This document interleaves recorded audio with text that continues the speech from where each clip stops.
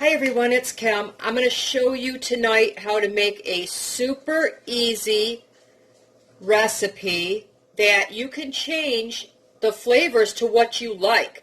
There's hardly any cleanup. There's a couple of bowls.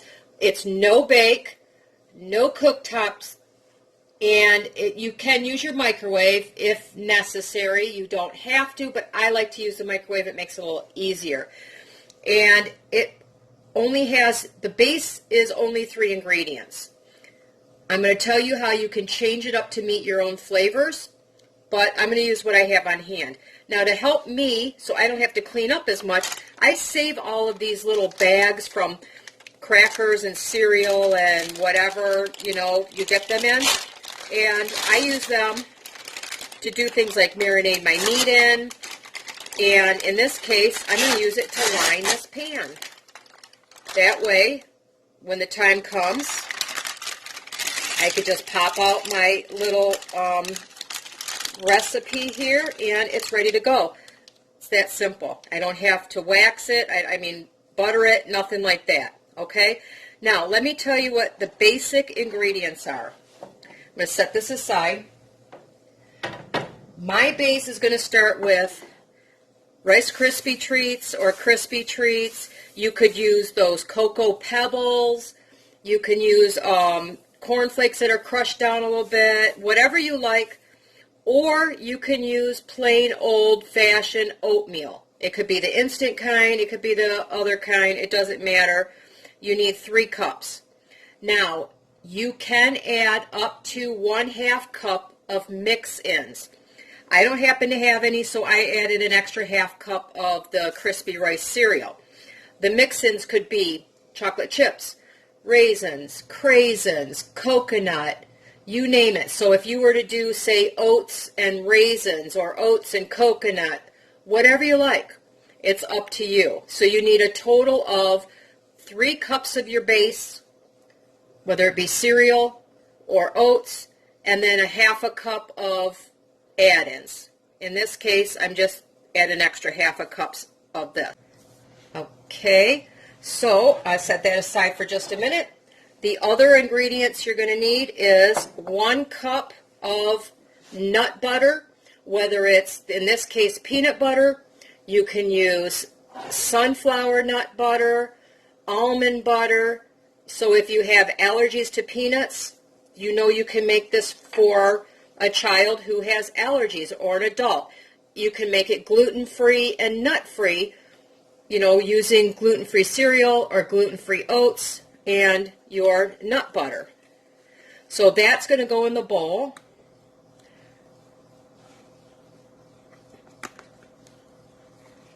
Okay, quick and easy. The next ingredient required is honey, or you can use Karo syrup, you can use maple syrup, whatever type, agave syrup, one of those type of syrups. That goes in here as well. I used a 1/4 cup. You can go up to 1/2 cup. I found 1/2 cup was way too sweet for me. But, it's got to be based on your taste buds there. So that's going in the bowl. Now this is going to go in the microwave. If you have some of your nut butters, I happen to use a lot of, it's just peanuts ground up. And it's a lot softer than this at room temperature, and I don't have to microwave it, but I ran out. So in this case, this is just store-bought peanut butter, and you can see it's a little thicker, so it needs to be warmed up. So if you have a thin nut butter, when you mix it with your honey, you may not need to microwave it. But in this case, I will. So I'm going to put this in the microwave for a minute and see how it goes. It may need to go another minute, and then I'll come back and I'll show you the rest of the recipe. Okay, that took about 45 seconds, and you can see it's, pretty loose now. The honey's well incorporated. I'm just going to take these, and I'm going to mix them together really well. It's a really easy recipe. You can do this, I would bet a young, 12-year-old maybe, or a teenager could easily do this recipe, as long as they are safe with the microwave and can mix things together, no problem. I find it easiest to kind of go through the bottom. It's getting it started is the hard part, mixing. Just kind of get it mashed up a little bit without getting your crispy rice cereal all over the place. Another spoon is helpful sometimes. Kind of get it going in there. The idea is to mix this very well. That was the entirety of the cooking that you had to do, and that was just warming it up in the microwave so that it was easier to mix. Like I said, if you have thinner nut butters, you might not need to do that. But personally, I would probably do at least 15 or 20, 30 seconds, whatever, just to make it nice and loose. It's easier, but you don't want it hot. You don't want it to get warm, because if you're using cereal like this, it can turn it a little mushy. And quite frankly, sometimes you just have to use your well-washed hands to help guide it around so it doesn't fly out of the bowl. A little bigger bowl may have been helpful in this case, but it's the one I had available in my cabinet.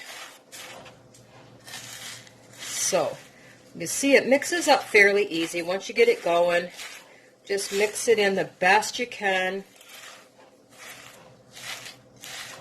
I love this recipe because it's so quick and easy. It's rather healthy because it's no, if you use marshmallows with the cereal, marshmallows are a lot of artificial ingredients and it's a lot of sugar. Where this, if you use a plain nut butter like I do and a little bit of honey, you're really not getting that much sugar in there. If you use plain oats, it's even healthier than cereal. So it looks like they're sticking together pretty good. Let me give it just another little toss here because I want every little bit of cereal to have at least some of the peanut butter honey mixture on it. Or like I said, you can use nut butters, agave syrup, whatever you use. You can make it totally gluten-free, totally nut-free. Last thing to do, get my pan back. The reason I like this cereal, or that might have been a cracker container, I'm not sure, the little wax paper inside. You're going to put this in there. All of it down in there.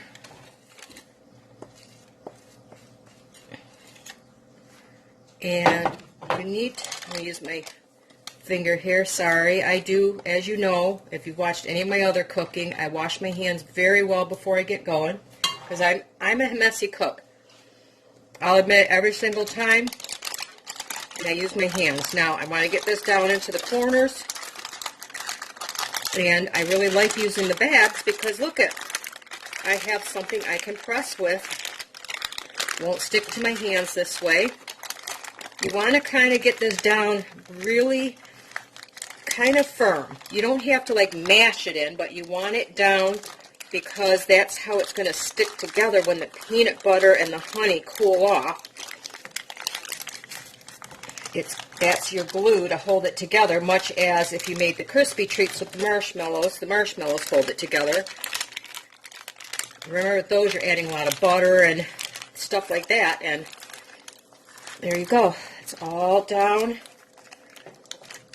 I give it a little extra push around the edges just to make sure they're going to hold well. I'll spin my bowl around a little bit. This is I think it's an 8x8 pan. That's the entirety of the recipe. Now the hard part. You got to put this in the refrigerator for at least an hour to let everything solidify.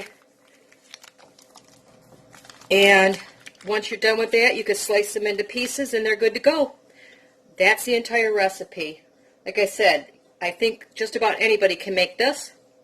So this is going to go in the refrigerator for a couple of hours, and I will be back and I'll show you what it looks like when it's all done. Alright, here's our cereal bars. They've been in the refrigerator about an hour, maybe slightly less, so, you know, you'll see if they look firm enough. They said the longer the better. But you can see, look how easy it came out of the pan. I just take my knife. You could cut these in squares or fingers. Very easy to do. I like to do squares. I get 16 squares. As you see, I'm not very good at being exactly even, but that's okay.